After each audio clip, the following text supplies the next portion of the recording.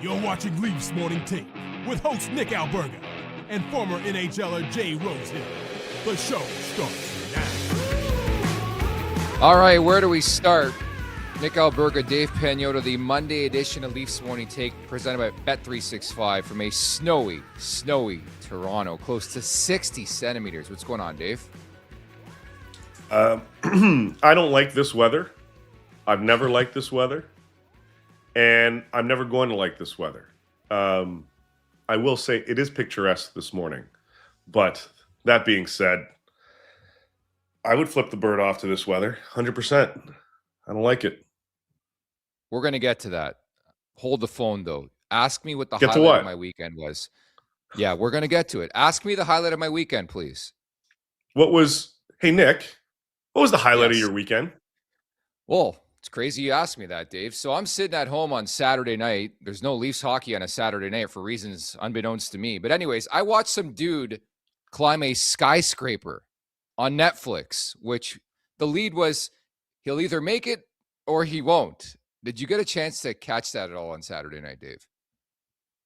No, I have no idea what the hell you're talking about. It was the wildest thing imaginable. Some dude, I'm not kidding. He climbed a skyscraper in Taipei. Dude, it was the wildest thing I've ever seen in my life. Anybody in the chat, if you saw it, what did you think of that? Like, it was, you had no clue that happened? No, legit, not like he just freestyled it. Was he what was the purpose of this? Just to climb the thing? Dude, I don't know, but it was honestly the craziest thing I've seen in my life. Like, this guy climbed a skyscraper without any harness or anything. He had no safety, nothing. Nothing. Was it Tom Cruise? Was he filming like the next Mission Impossible? What the hell is this? Buddy, if you have a free day, and I know there's a lot of snow, you probably have to shovel a lot, go to Netflix, watch this thing, and message me and let me know what you think. It was the wildest thing I've ever seen in my life. That's all I got to say. It was very inspiring. Is it making you want to go out there and climb a skyscraper yourself?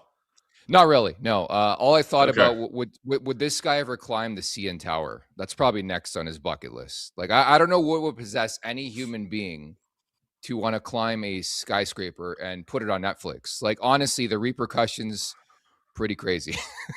It was either, does he make it or is life over for this dude? So, like, he just decided, this is what I'm going to do.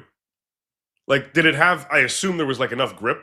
Like, was it a brick? I don't know what they put on skyscrapers. He had like a fanny. I assume, he had a fanny pack, and it was filled with chalk that he kept going back to. That's it. Right. Chalk. To keep him dry so he doesn't slip. But, like, yeah. What was the CN Tower is pretty, like, there's no grip anywhere. I'm confused by. All right, I don't know. I never saw. If anyone watching saw this freaking thing, please indulge Nick, because I don't know what the hell he's talking about. But now I'm curious. Go check it out. It's on Netflix. Okay. It was live. Seth Rollins of WWE, they're in town for Raw tonight, was part of the panel. It was the craziest shit I've ever seen. Anyways, I'm just trying to get off topic because I don't want to talk about the Maple Leafs. I'll be quite honest with you. Where do we start, Dave? Like, there is a lot to get to. For missing like 2 days of show, Saturday, Sunday, a lot of ground to cover. Let's start with Nylander. What did you think of the bird flip, Dave? Whatever. I mean, he was screwing around, and I think they showed Tanev. I was at the game, so I didn't see it till after it happened. It was all over Twitter and social media. I was, a couple people told me they had Tanev was on screen eating like ice cream or something like that, and that maybe that pissed them off. I don't know if the guys were just messing with me or whatnot, but camera's there. He's being funny about it or trying to be, and I don't think it's that big of a deal. He apologized after. My caveat is like, read the room. Like, you're getting shelled by Colorado. Your team no-showed against Mitch Marner, who, by the way, was held pointless in his return to Toronto on Friday. And, like, it's just like, read the room. I think it's a different story, and people are not up in arms as much about it if you're in a 5-game win streak or 6 in a row and vibes are good. But this team's in a tailspin. I just don't like what it represents. Like, to me, it shows a star player who's not in the lineup, who's going to the Olympics, whether you like it or not. He's not playing right now. His team's probably going to miss the playoffs. And it really comes off as like, I don't give a fuck. And I hate that aspect. Like, I understand this is Willie being Willie, but I cared more about like what it meant, what it represented more than the actual gesture. I know people were up in arms like, oh my God, I can't believe he did that. Like, grow up. Who cares about what he did? It's more what he represented in doing that, Dave. Well, I get like some people's reaction because it was the next gen game. So it was a bunch of kids. Like it's supposed to be catered to kids. So, and I'm sure that didn't clue in. It looked like he was just like, he was talking to he's like, boys, watch this. And then he just gave them like flipped the bird off to the.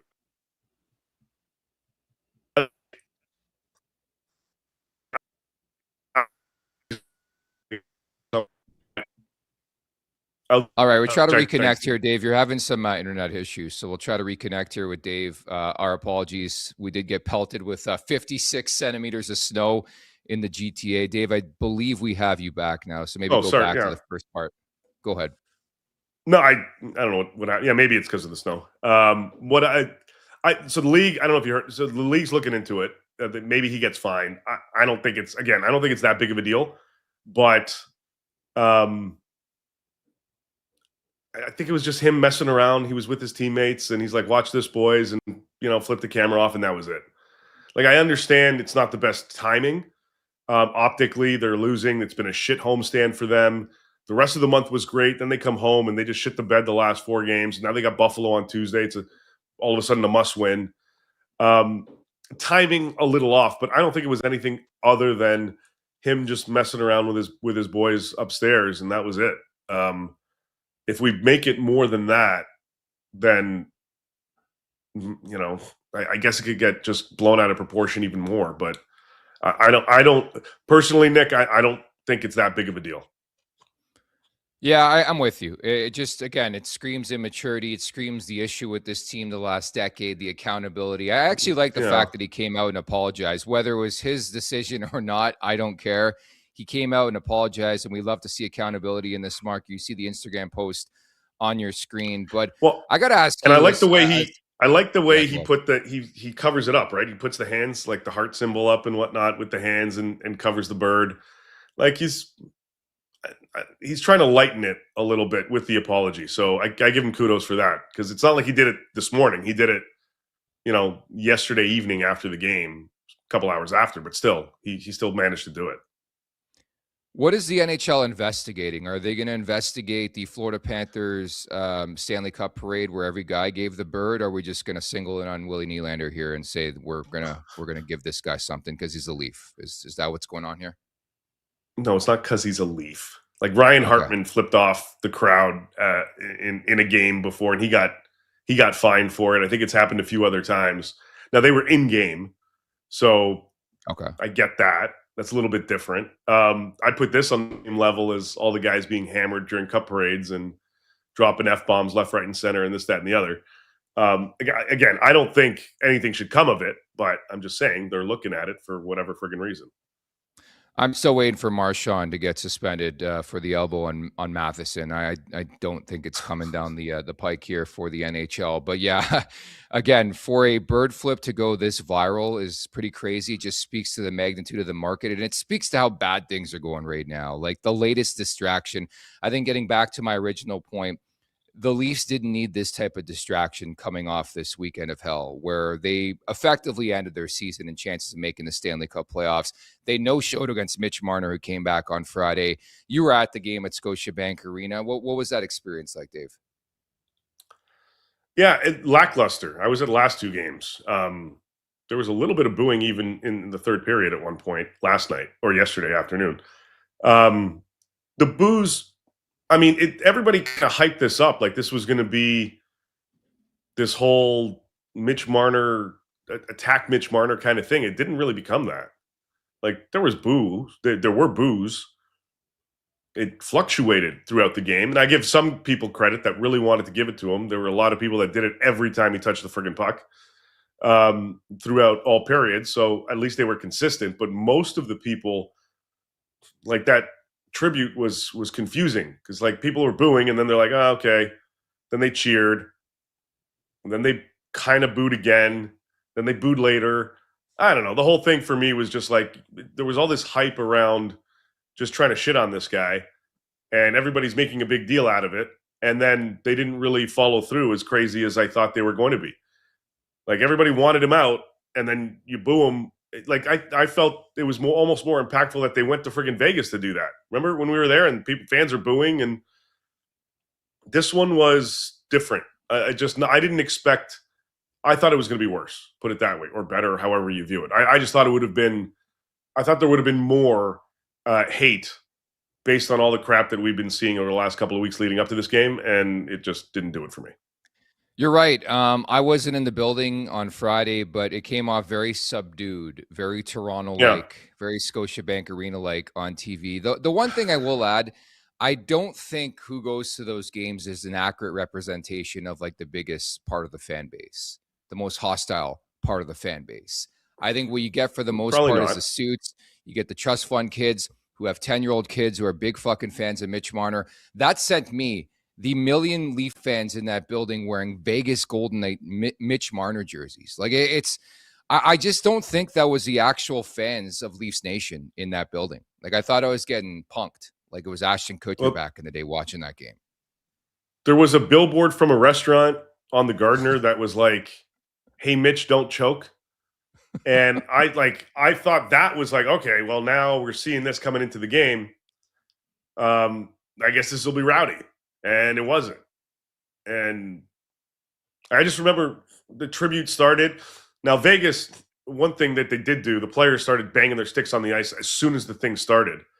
So maybe they mind fucked the crowd a little bit. But it was booze, and then everyone was kind of like, I guess we'll give, all right, cool, good for Mitch. Boo? Like, that's kind of how it was. And then there was some booze later on and whatnot. Second period was very quiet in that respect. Then they would cheer him when he went off the ice. That one confused me too. So like it just seemed like now all of a sudden they're cheering. And now I know they're cheering him because he's not on the ice anymore. But that was just weird. I don't know how you feel about that, but like he's coming off the ice and everyone's like, yeah, woo, get off the I don't know. That was weird. I chalked it up to like the wrong representation of fans at the building on Friday. I don't think that was an accurate representation. I thought it was a concerning weekend overall for the leaders of the Maple Leafs. Like Nylander, bad timing on the bird on Sunday. And then Austin Matthews decides not to talk to the media. His decision, by the way, on Friday. Doesn't do the pregame, doesn't do the postgame. Instead, he comes out at practice on Saturday, and I couldn't believe it. He called Marner's return fun. Like, these guys are out of touch with reality. I understand that's your boy over there, but you got destroyed 6-3. The word fun should not be exiting the captain's mouth whatsoever on Saturday. What'd you make of that, Dave? I mean, I'm not surprised that he didn't talk to the media day of because, I mean, we saw the frustrations. He was annoyed enough as it was going back to last week or the week before, I should say, with all the Mitch questions. So I get it. You're the captain. You have to be visible and you got to take these types of cues. But I don't know. I'm torn on this one, to be honest, Nick. Like, I get it. He's been asked the same questions over and over and over again about his now former teammate. And I think the messaging, if he should kind of say it this way, because I'm pretty sure it's Mitch isn't a Leaf anymore. So why are we focusing so much on him? Let's focus on our guys here. Like, we're battling for just to get into the playoffs. Like, we have to focus on that. Why are we putting so much attention on this guy coming back when he's not on our team anymore? We have bigger shit to worry about right now than a guy coming back, and we've answered your questions 8,000 times. So I get that. And if he would have said something along those lines, I think people would have appreciated that. But he didn't, and he hasn't, and now it's over with anyway. And he probably could have had that type of messaging on Saturday when he addressed the media the next day.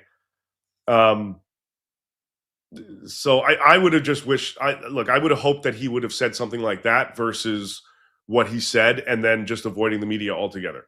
I get it. Maybe pregame, you're like, listen, let's do this after the game. Let's get this game over with because we have to focus on this game. But all that messaging wasn't there. And that, to me, is a concern. Not, I don't know. I don't even know about concern. Like, I would have just appreciated that type of messaging more versus what we saw and didn't see from him on Friday, and what we saw from him and the team over those couple of days. I'm sorry to break it to you and him. He's the captain of the Toronto Maple Leafs, and that's the biggest Yeah. game of the regular season. You're playing a former teammate. You better fucking talk. And especially, again, bury the Marner Well, no, it's story. not the biggest. That's not the biggest game of the season, Nick. Okay. Like, what I'm saying is, like, you could address it, but with this messaging, he's not on our team anymore. We've answered your questions about Mitch. He's not on the team. Let's focus this. Let's focus on Scott Laughton bringing energy. Let's focus on what we have to do to beat these guys. We're in a playoff battle right now for our lives, just trying to get in. Let's focus on that shit versus whatever the hell's going on with Mitch. Who gives a crap? Like, I would have appreciated that type of messaging a lot more than what we had seen from really everybody on this team answering these questions in the last 2 weeks. Second part to where I was going with that is, I get it. You don't want to talk about Marner, but your team no-showed. You no-showed on Friday. Yeah, that was rough. So, like, I want to hear from the captain, like, what happened? You didn't show up. Regardless, in your head, Vegas called it their biggest game of the year. The Leafs are like, it's just another game, and they showed up that way. They didn't even show up. They didn't show up for the first period. They blew it. We've seen that effort so many times in the last decade. I want to hear from the captain. I'm sorry. I want to hear from the captain. I want the captain to take initiative and be like, I'm going to go talk to the media and talk about what the fuck just happened. Maybe I won't talk about Marner. I don't really care about that, but I'll talk about the fact this team no-showed for a very important game in the standings, regardless of the Marner storyline. They had to win that game. They didn't, and that's why we're having this conversation on a Monday. Our Super Chat charity partner is Sick Kids. Want to make sure that your question or comment gets on the show. Hit us up with a Super Chat. Proceeds from our Super Chat will go to Sick Kids, ranked the #1 research-intensive children's hospital in Canada and third in the world. So we got Dave McCarthy of SiriusXM NHL Network Radio and NHL.com, who covers the Maple Leafs, coming up in 15 minutes or so to get his assessment on where this team's at the Leafs Nation 401 on YouTube. Hit that like button, hit that subscribe button. Leafs Morning Take wherever you find your podcast. Make sure to leave us a 5-star review. And don't forget to visit theleafsnation.com. Crave the Stats is a presentation of Uber Eats. Every time the Leafs play at home, you can get these exclusive deals only on Uber Eats. Firehouse Subs, Bogo Brisket Hattrick, Kibo Sushi, Bogo California Roll, Shelby Shawarma, Bogo Traditional Wrap. That's right. Buy one, get one before, during, and after the game. Uber Eats is assisting every fan's hockey experience all season long. So now we get to the play on the ice, Dave. Is this team fatigued? Are they cooked? I still, for the life of me, don't understand how you win that game against Colorado. Since then, it's been south, and they're obviously in big trouble here. Yeah, this homestand has been it. Like, they've got, like I said earlier, they're playing Buffalo tomorrow, and they need 2 points. Even yesterday's game was garbage. For them in terms of overall. Like, Scott Laughton, Matt Nyes, saw him getting things, like trying to create something. Even Benny do it. Like, some of these guys were doing well, but the whole group of that team, like, I didn't see 34 much. I didn't see 91 much. I saw them towards the end of the game when they were playing together, but like, there wasn't much out of them on Sunday, and there wasn't much out of them on Friday either. Like, that was a disappointing. I didn't expect them to beat Colorado again. But the showing should have been a lot different. You shit the bed against Vegas 2 Thursdays ago when you should have won the game in Vegas. That was a bit of a tipping point for me, more than what happened earlier on in the week against, who was it? Utah. Like, ever since that, like, they had that, then they had the Winnipeg game, and then they came home, and it's just been just womp womp, like, all week. And it doesn't get easier. Like, Buffalo's riding high right now. Then they head west, and let's see how they do out west. They got Seattle and then the 3 Canadian clubs. Like, they should beat Vancouver. They should beat Seattle. They should beat Calgary and Edmonton. We'll see. But, like, this is – and – look, they turn around, they win 4 of the next 5, then we're probably having different discussion and in different spirits. But what we saw from this group, this up and down shit that we're seeing, you can't have that if you're going to make the playoffs, because some of these other teams that were up and down are now up, and the Buffaloes and the Bostons and whatever, and even Florida now again, are going to surpass you or continue to surpass you and just create a larger gap. They can't afford to take their foot off the gas, and that's what they've done this last week. Yeah, it's looking like it's becoming insurmountable and trying to get back into the playoff race. I know they're 5 points back, but a bevy of teams have passed them. There's a lot of red-hot teams above them, teams like Boston, Philadelphia, the Islanders, the Buffalo Sabres, who they have on Tuesday. It looks very, very bleak right now when you look at the prospects of making the Stanley Cup playoffs. 1-4-2 in the last 7 games. The homestand from hell. Like I just, for the life of me, I'm trying to circle back to like Friday and trying to figure out how you don't show up for that game. If you don't want to talk about Marner, that's fine. But that's a crucial game in the standings, coming off a disappointing loss to Detroit and Minnesota. And that's the way you come out. And then you get criticized after the game for your start. And that's the way you come out against Colorado. Like, it's a lot of concerning stuff over the last little while again, unfortunately. Yeah, it's not good. And they're flat-footed out of the gate. Berube doesn't really have many answers for it, right? For anyone right now in terms of why the hell they are slow to start games. And it's almost like they're kind of they dig themselves a hole, and then there's just not enough time to climb out of it.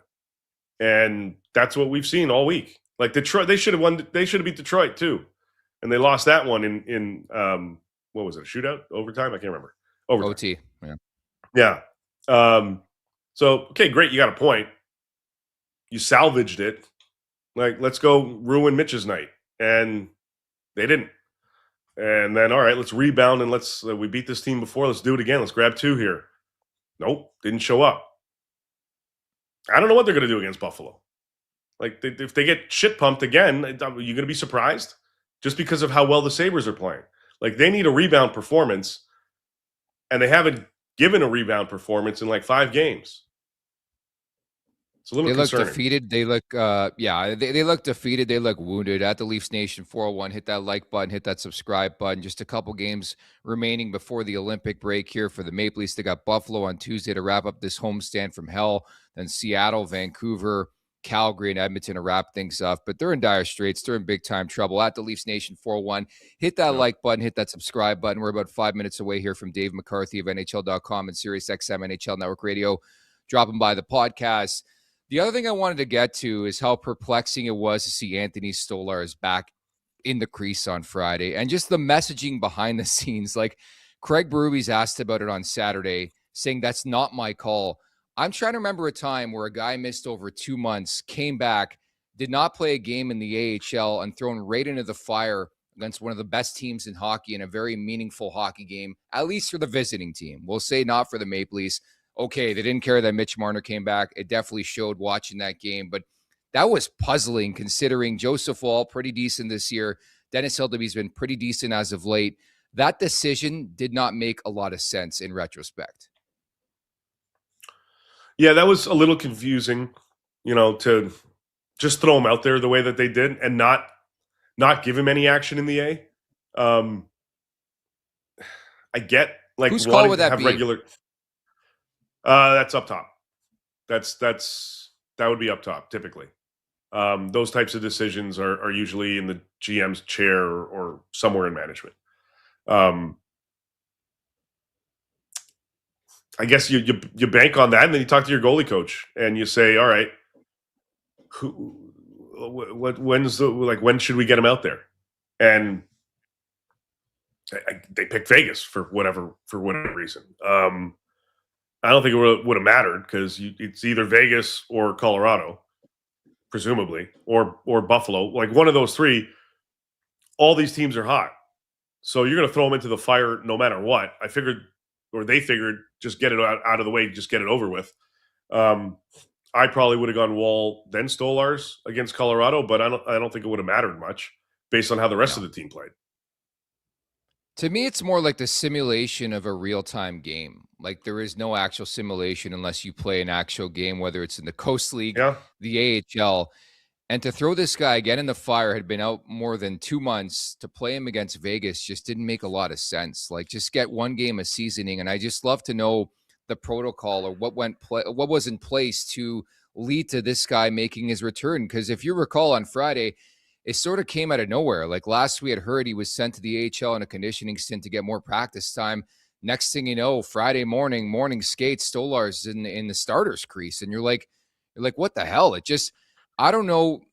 If you're the Maple Leafs and thinking the way they would, like they look at that game and are like, okay, what do we expect from Anthony Stolarz tonight? He hasn't played since November 11th. We need this game bad. If you're telling me they never expected rust, I don't know what to think anymore, because that's crazy. Like obviously this guy, he was going to be rusty. Yeah, I think they anticipated it, but again, the mindset could have simply been, we're going to play 3 really good friggin' teams in our next 3. Doesn't matter who we put him against. It probably didn't matter. Again, I wouldn't have thrown him out there right away. I would have been like, all right, he's back with the team. He's on the bench. He's our backup. He'll play on Sunday or something like that. But I don't know, Nick. Honestly, I don't know the decision process behind it. I don't know why it was that game. I don't know why everything was so secretive and so quick. I would have preferred to see him play a game or 2 in the A, but they decided that was not what they wanted to do. So here we are. Again, in all honesty, just to reiterate, I don't think it would have mattered who was in that. You could have brought Cujo back in his prime. Yeah. Maybe he would have stopped a couple extra, but the rest of the team in front, they're just not getting it done. And what I've said this before, I've said this earlier on in the season, this team's only going to go as far as the captain's going to take them. And when they were on their heater, 34 was hot. And he has not been since they came home. And this is their outcome. The other thing I would bring up, like I think you're really noticing Nylander not being in the lineup. There's one finisher. Yeah. If Matthews is not scoring, it's curtains for this team. Defensively, I don't think they've been great. The goaltending's been fine. It's been adequate. I wasn't crazy about Stolar's game. I know you're a baseball guy. It's like Dylan Cease getting hurt, missing 2 months, rehabbing, not starting a game at all, whether it's AA or AAA, and being like, you know what, he's starting Friday. Bo Bichette and the New York Mets are in town, okay? And let's throw him out there. And the expectation, this guy's going to go 7 innings. No, he's probably going 3. He's probably going to get ripped up a bit. I just think optically, it was very, very bizarre. It screamed desperation. It screamed desperation, and we got zero confidence in Joseph Woll to play more than 3 games because he's always hurt. That's what it screams to me, unfortunately. It's true, though. But then you wait it out more, and you let Hildeby play that game, and then you bring Stolarz in. Like, if that's what your concern really is. But again, it doesn't matter. It doesn't matter who the hell is in net right now, because as you said, goaltending's been good. It's been adequate. It's been fine. Yeah, it's like everybody in front. That's been the problem. They can't get it going. And to your point, you lose Willie. You already have 4 top 4 wingers, or forwards, I should say. Now Willie's out of the mix. Now you have 3: Nyes, Matthews, Tavares. That's not going to win you anything. Yeah, it's true. Yeah, I don't know. I think maybe I was naive in thinking this team, and we did see it, to be frank. We did see it for an 11, 12 game stretch, what they're capable of. But for some reason, I just think it's so Leafy. They play Colorado. They pull out a victory on the road, toughest barn in the league to win in. And then since then, it's just been curtains where they've given up. They've lost their identity. They're wounded. They look tired. They're playing every other day. Maybe I can't use the excuse because every team's going through that, but it's just really, really bizarre how you had the high of winning that game. Then you go to Utah. Okay, scheduled loss. They're playing Vegas on the Thursday. They come out strong. Great first half of that game. You know, McMahon's robbed by Aiden Hill, would have made it 4-1. Okay, you lose that game, but you get a point. You go into Winnipeg, you're down 2 goals. You come back in the third period, you win that game, riding high again. Then you come back home, scheduled loss, I guess. They play Minnesota, they're punted. The Detroit game, I think, stunk. You got to win that game. They didn't. And then to come out that way, the way they did against Vegas on Friday, and then Sunday, I expected a loss. I expected it to be closer to that, but it was more the start. They just look they look like they got nothing else to give, Dave. No, and there's just not enough in the tank. It's that simple. Yeah. It's evident. Like, I think this team can be a wild card team. but then you're out in 6, like 5, depending who you're playing. Yeah. There's not enough in the tank. There's just the horses aren't there. There's going to be some four scouts. Put him 6. These guys are like Scott Lawton, man. But like, I like the they established their All right, depth. Dave, we're going to try to get your internet to calm down here because it's going haywire a bit. But we're going to touch base with today's guests moving forward here at the Leafs Nation 401. Hit that like button, hit that subscribe button. Again, our apologies. The GTA has been destroyed the last couple of days, yesterday specifically, so the internet could be a bit wonky on today's show. I believe we have Dave back in the mix, but happy to bring in from NHL.com and SiriusXM NHL Network Radio. It is Dave McCarthy. What's going on, Dave? What's going on, fellas? How you doing? Everybody dug out okay? We're well. We're good. There's a lot to cover on today's show, man. Gee, like, I don't know. We've spent the first 30 minutes. We've covered a variety of different topics, but why don't we start with Nylander flipping the bird, McCarthy? What did you make of that whole episode yesterday? I'm always such a bad person to ask about these types of things because my standard for being offended is so high. I honestly couldn't care less. I didn't lose a minute's worth of sleep over it. But having said that, I also understand the marketplace. And what you do in this marketplace is magnified. So I think it behooves the team to put itself in the best position possible to keep that type of noise and outside extracurricular discussion to a minimum. And in doing that, you try to avoid, whenever possible, flipping the bird to a live TV camera. It's a bad look, right? It's a bad look. You ask yourself, would a guy like Sidney Crosby ever do that? Would a guy like Connor McDavid ever do that?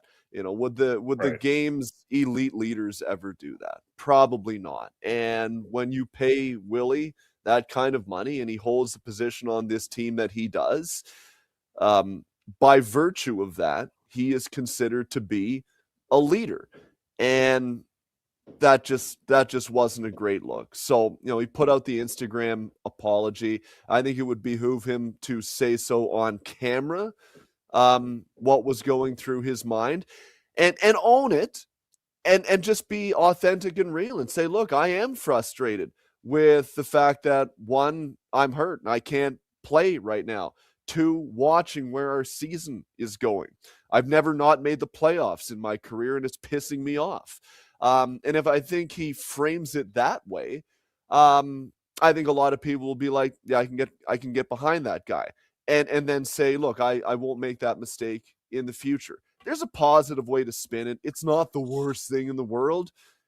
It's just at this point, when you couple it with how the homestand had gone, really laying an egg against Vegas when Marner was back in town, and really, quite honestly, laying an egg again against Colorado yesterday afternoon, it really had the sense, boys, that the way yesterday played out against the Avalanche was kind of the beginning of the end of this season for the Leafs.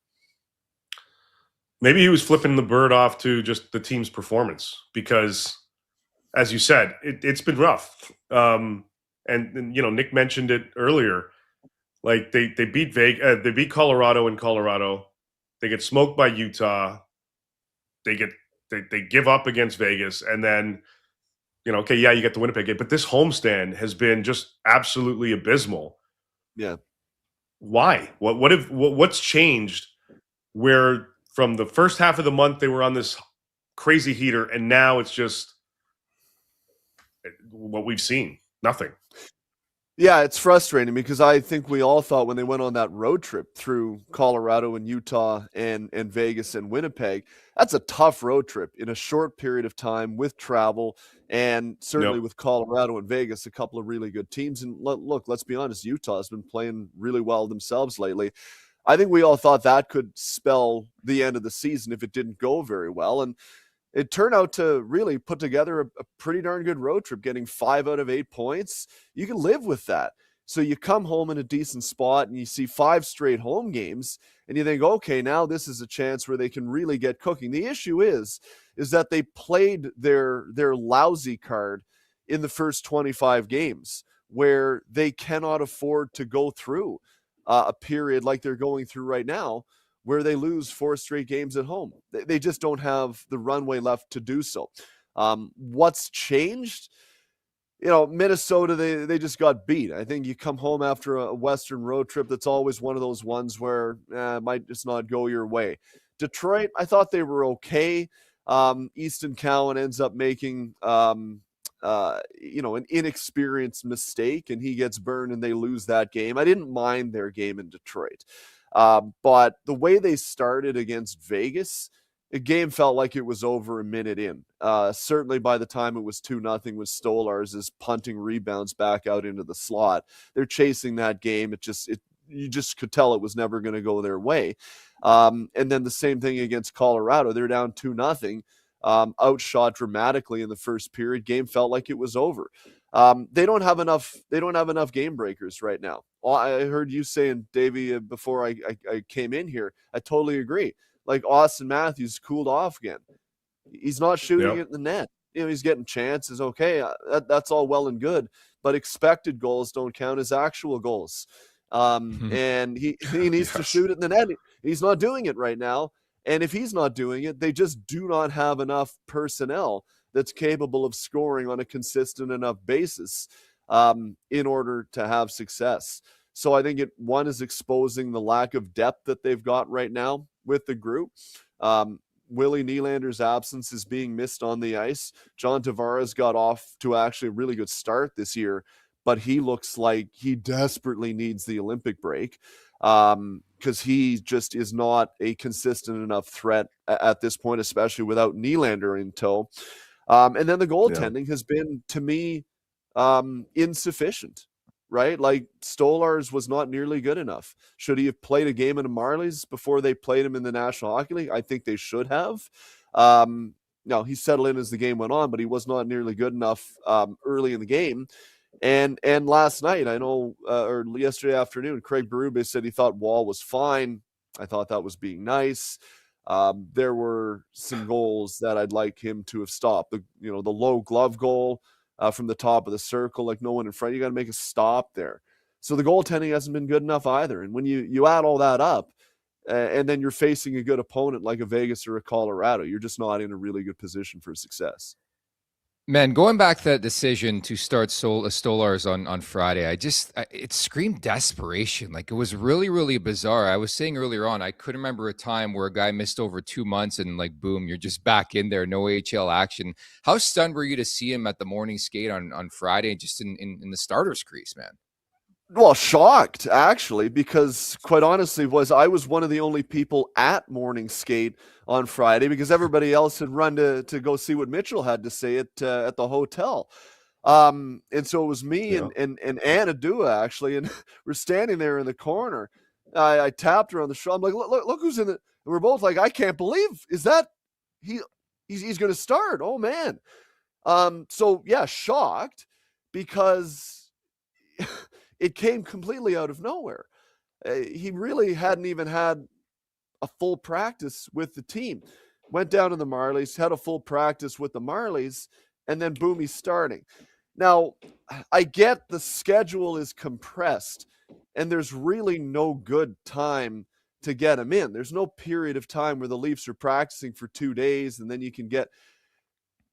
Essentially, it's, well, when is he going to play? And so they had Vegas. That's not easy. Then, they had Colorado on Sunday. Could have practiced on Saturday with the team, but that turned into an optional. So that wasn't really an option for a full practice.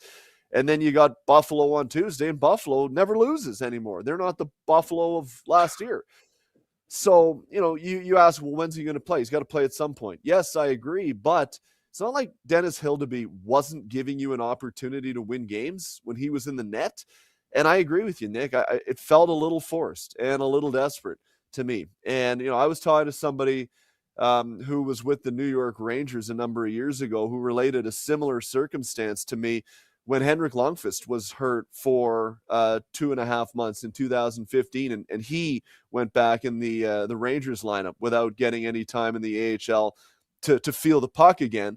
And it was a similar circumstance where he was just punching rebounds back out into the slot and not handling the puck very well. And that's what it looked to me happened with Stolarz. He settled back in sort of as the game went on, but by then it was too late. So yeah, I thought that was a miss. And when Craig Berube said that it's not his call, when he was asked if he should have started Stolarz, if Stolarz should have started in the American Hockey League, that to me suggested that it was Brad Treliving's call that Stolarz is starting tonight. And that's his call, I guess, as the manager. But I think that one was a miss because Stolarz did not look comfortable early in that game.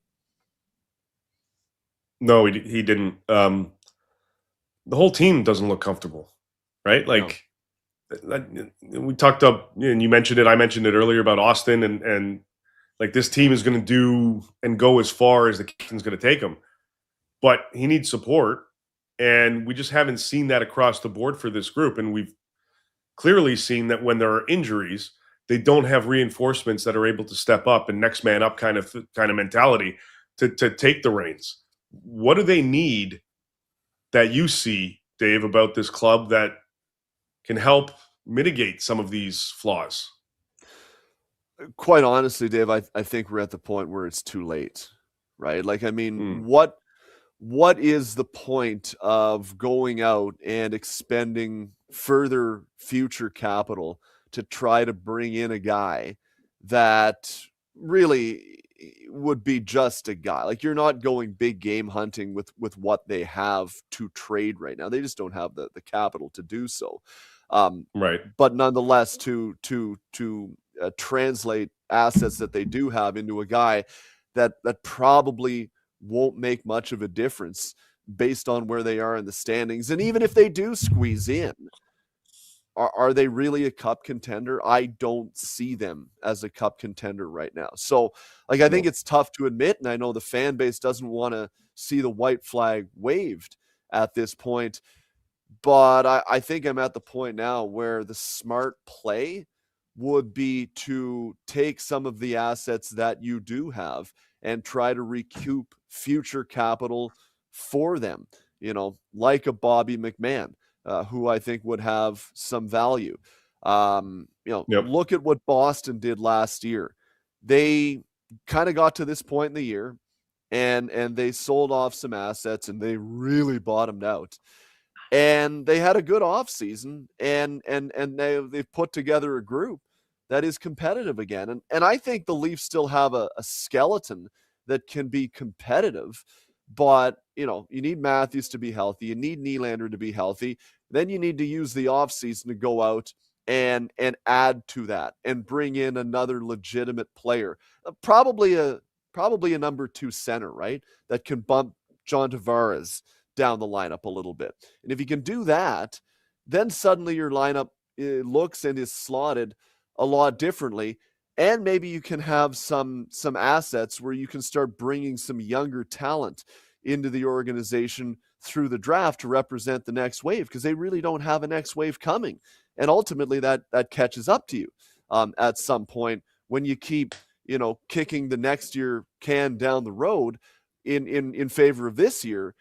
You run into a point in time where you don't have any young, cheap, elite talent coming up, and that's where they're at right now. So yeah, like I don't think it makes sense to go out and try to salvage this year at this point, boys. Would you really think I'm off base on that, or? No, I don't think so. I'm sorry, Nick, to jump in, and I'll take both of your thoughts on that. Like, Nick Schmaltz is probably going to be the top available capable center because he plays the wing as well. In free agency in July, by all accounts, he's going to hit. You giving him $8 million? Nick, it's your show. No, I'm not giving him. I was just going to add to the conversation. I think the bigger issue here at large is that the Leafs have picks going out to Boston and Philadelphia the next couple of years. It's got to be like a soft sell. It can't even be a full sell because it's top 5 protected this year, top 10 protected next year with Philadelphia. And I think it's going to be a dangerous game, Dave McCarthy, to get involved in pissing match with other teams trying to get Nick Schmaltz this summer. Like that's going to be intriguing to monitor too. It's like, yeah, the lease will be linked to all these names, but you're going to have to get in a negotiation and a derby with all these different teams, and the price is going to go up. I think he's going to get overpaid. I think he's a prime example of a guy getting overpaid this summer. Yeah, I agree with that because the free agency class really is so lean this year. And, I'm just looking up his production. Like, he's a serviceable player, but he's never once been close to a point a game in his career. Like, he just hasn't. His career high I'm looking at right now is 63 points. Like, he's basically a 20 goal guy, 55 to 60 point type guy. And I know we have to recalibrate how we think of the salary cap. Like, 8 million where we're at now is kind of like maybe 5.5, 6 million where our mindset was maybe 3 or 4 years ago. But in saying that, the guy's going to be 30 next year. And I don't think you bring in Nick Schmaltz and suddenly you're now a Stanley Cup contender. I think you need to find a way to do better than that. And to pay that kind of money. Because I agree, Nick, when you are the best available guy in a very weak class, that generally leads to overpayment. So, 8 plus at 6-7 years to take a guy until he's 37 years of age when he's, barely been a 20 goal guy, 60 point guy at best in his career. To me, that doesn't make any sense at all.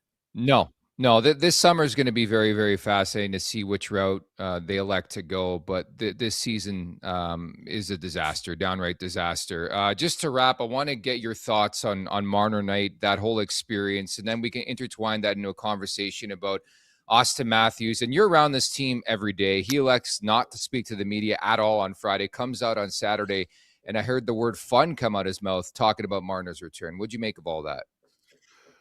Well, in terms of the way Marner was received, I thought that was occasional mild discontent from the fan base.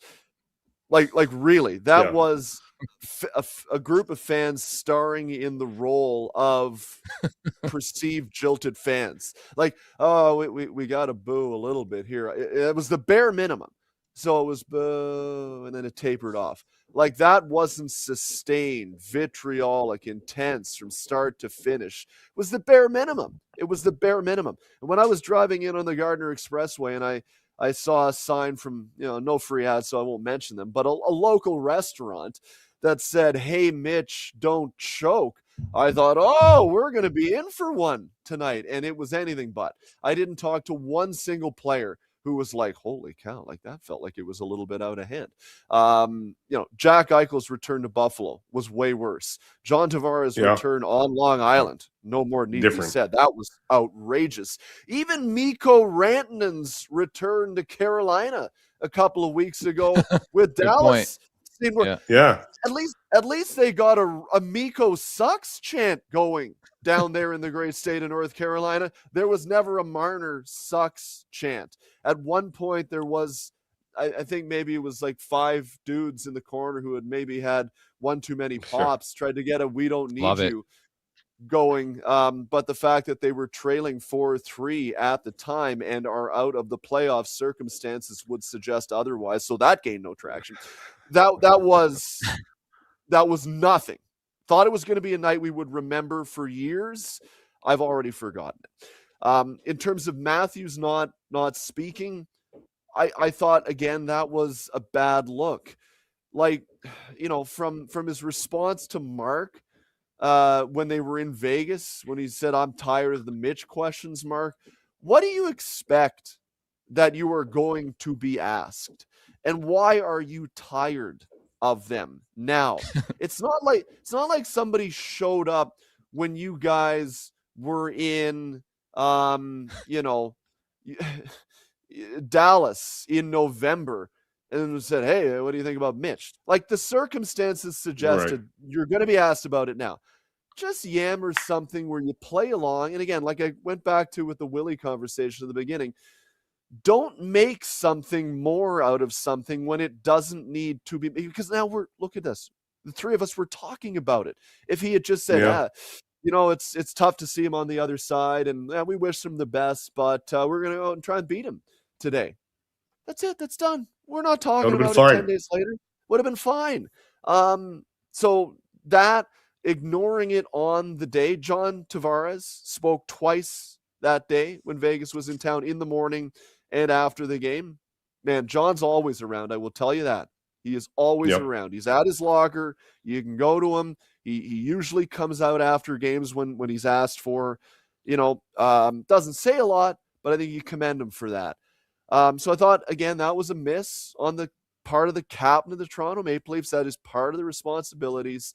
And then to come out the next day and say, fun, like, buddy, read the room a little bit. It's not supposed to be fun, especially when you get caved in and you're in a tight spot in the standings right now. So, look, I will say this.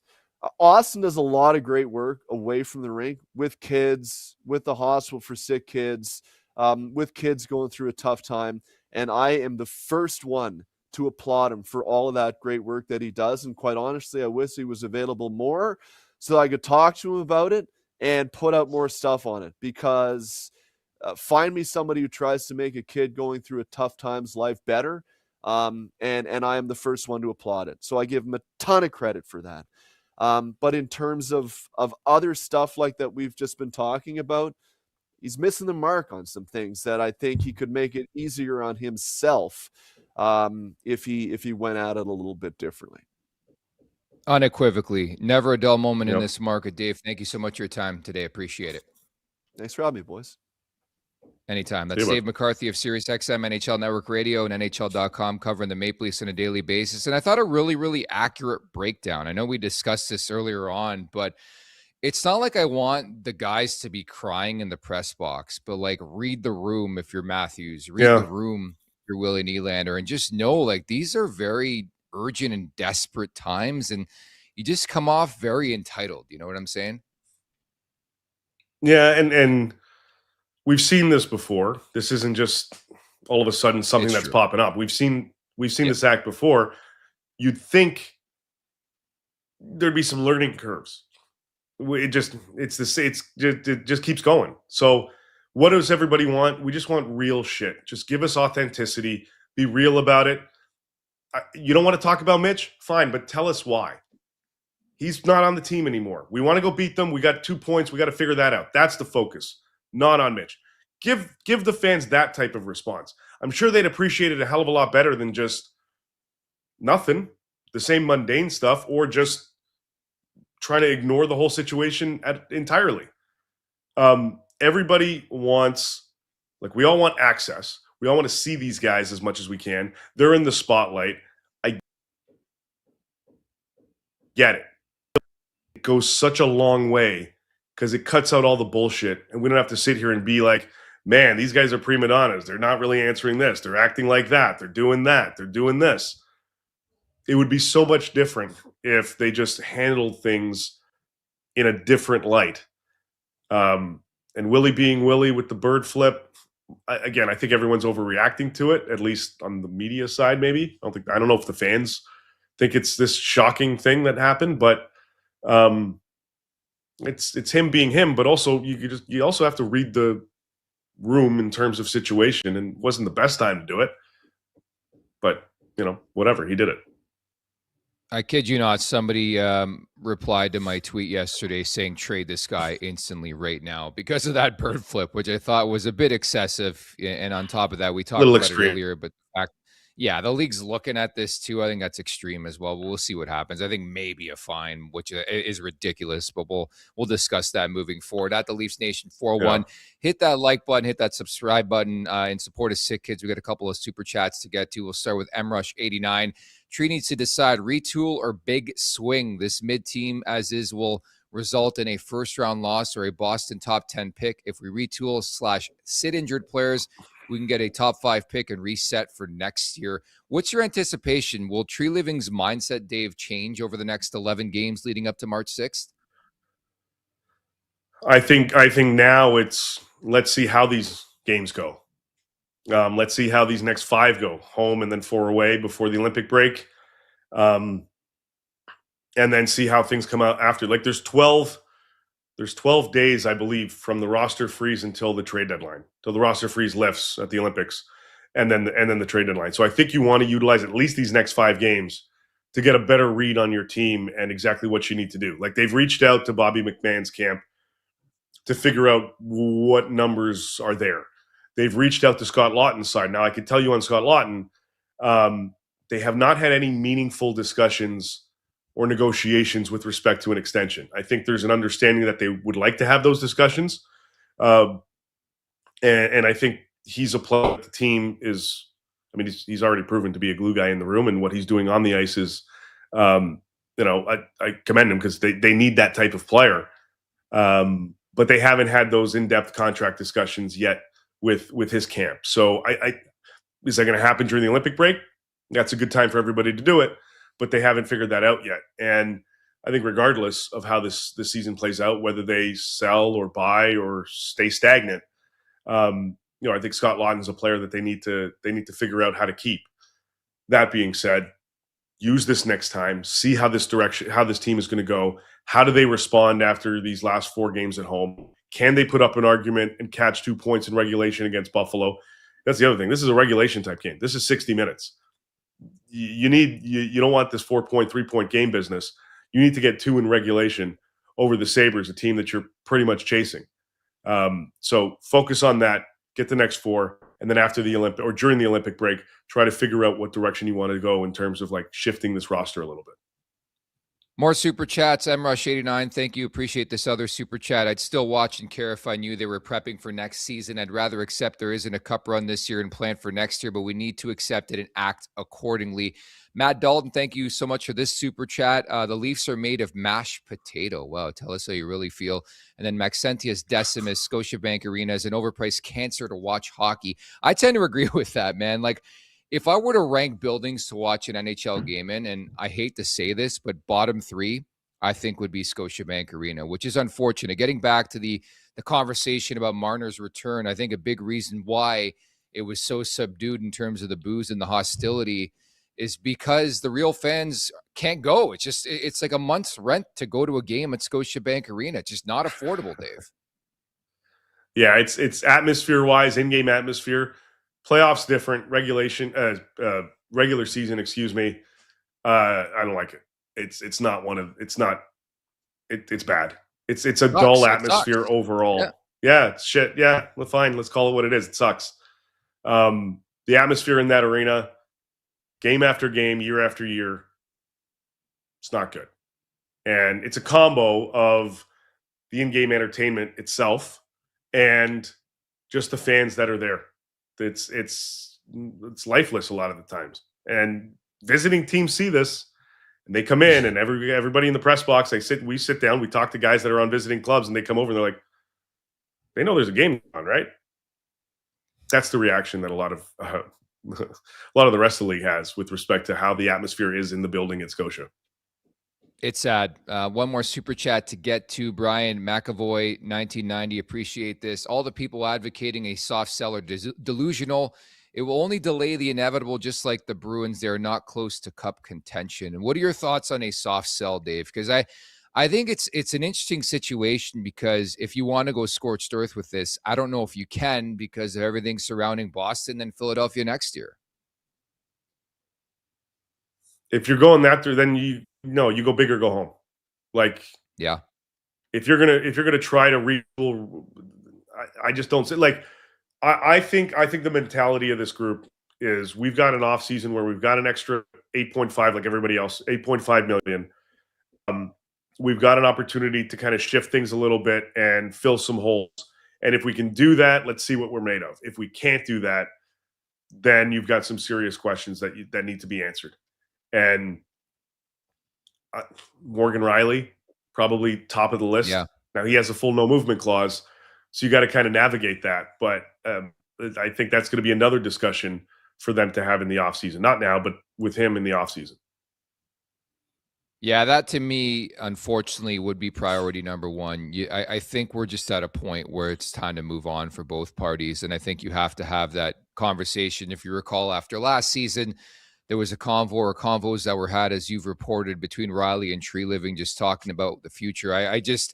we're at a point where that decision has to be made. And then you start thinking about potential solutions to that situation. And maybe there are greater conversations to have. But I, for one, I'm stunned considering the run this team was on a week and a half ago to where we're at now, where we look ahead to this Buffalo game. Do you give them any chance, Dave, moving forward? Like, I know the math is not on their side. I think it's around 10% of making the Stanley Cup playoffs, but they're 5 points out with 30 games remaining in the regular season here. I mean, you're winning. You have to win, what, 20 of them at least? Yeah, at least. Probably. Yeah. It's a tall task. It's not impossible. But if they play the way they did in the first half of the month, it's achievable. If they play the way they have in the second half of this month so far, they're not going anywhere. Simple. Yeah. And just to wrap, we did see some positive developments on the injury front over the weekend. Nylander and his groin back skating, and Dakota Joshua back out there, which is great to see after the lacerated kidney. Yeah. From what we understand, I think Joshua could be likelier to return, or will more like he's not coming back in the next week and a half. We could see him post-Olympics, which is a welcome sight. And the Nylander conversation is really fascinating to me, Dave, when like, what if he comes back and plays one game and then goes to the Olympics? Like, it's just not going to add to this distraction, even from the last couple of hours here in the last 24 or so, where it's just optically, it is not good. I don't buy this Willie being Willie. You care about being a Maple Leaf? Do you care about making the playoffs? Or do you care about, what's coming in your account every 2 weeks? Well, yeah, I mean, yeah, optically not the best, but frustrations, they boil over. Something pissed him off enough for him to do that, or annoyed him enough anyway for him to do that. Was it a collective annoyance? I don't know. He's got to answer that. I'm sure he'll get asked that later. But I think it's more. Yeah, and if we're harping on this as an issue for this club, as opposed to all the other deficiencies that this team has, I mean, that's what we should be focused on, not Willie flipping the bird. Who gives a shit? This team's just not good enough the way that they're playing right now, whether he's flipping people off or not. Power play's been shit too. That's another story to document. 3 for the last 18. Now 10 for 36 under Sullivan. Again, there's just so many storylines. Never a dull day. When people ask me what I do, I'm like, I cover the Toronto Maple Leafs on a daily basis, and I have no clue what the next day is going to entail. And God, the last 48 hours, a perfect indication of that. It's time now for the last call, brought to you by Bet365. Whatever your bet is, it's never ordinary at Bet365. Download the app and get in on the game. Use code NATION. That's NATION, N-A-T-I-O-N. Must be 19 or older. Ontario only. Please play responsibly. If you're someone you know has a gambling problem, visit ConnexOntario.ca. Looking ahead to tonight's card in the NHL, I like the Islanders to bounce back against the Philadelphia Flyers, and the red-hot Utah Mammoth that have been on a crazy, crazy streak since January 1, taking on another hot team in Tampa. I'm gonna play Utah in that game against Tampa, Dave. Not bad. Yeah, I mean, look, they've been on a heater too. Like the Mammoth have been fantastic in the last little stretch here. That's going to be a hard fought game, so I don't mind that one. I like LA and Columbus today. They need a rebound game. They need a few points as well. I think they take it. So I would take them on the money line against the Jackets. Like it. The new coach bump, again, real. Columbus has won 5 of 6 under Bones, Rick Bowness. So a really cool story to monitor there. And it's pretty surreal to me. We're sitting here on January 26th, and there's been only one coaching change in the National Hockey League. Dave, excellent stuff today. Coming up on tomorrow's show, Jay Rosehill back in the mix, after missing a couple of shows. Lots to react to, and Matthew Barnaby, our good friend, is going to drop by too. That should be fun. There you go. Yeah. Thanks for doing this, buddy. We'll talk soon, okay? Sounds good, man. See ya. There you have it. Dave Pagnotta, the fourth period. Thank you to everybody in the chat. Thank you so much for your super chats as well at the Leafs Nation 401. Hit that like button, hit that subscribe button. Leafs Morning Take wherever you find your podcast. Make sure to leave us a 5-star review. And don't forget to visit theleafsnation.com. So again, coming up tomorrow, Matthew Barnaby is going to drop by. Jay Rosehill back in the mix. And we're going to tee up the 5th and final game of this homestand from hell as the Leafs host the Buffalo Sabres. Thanks to Dave McCarthy of NHL.com and SiriusXM NHL Network Radio. Thank you to producer Thomas, producer Vic behind the scenes as well. For Dave Pagnotta, I'm Nick Alberga. We'll talk tomorrow. Take care, everybody. Make sure to check out more of our content right here on the Leafs Nation YouTube page. We got long-form interviews. We got clips. We got epic rants by Jay Roseau. We simply have it all. And don't forget, you can find out much more at theleafsnation.com. Thanks so much for watching.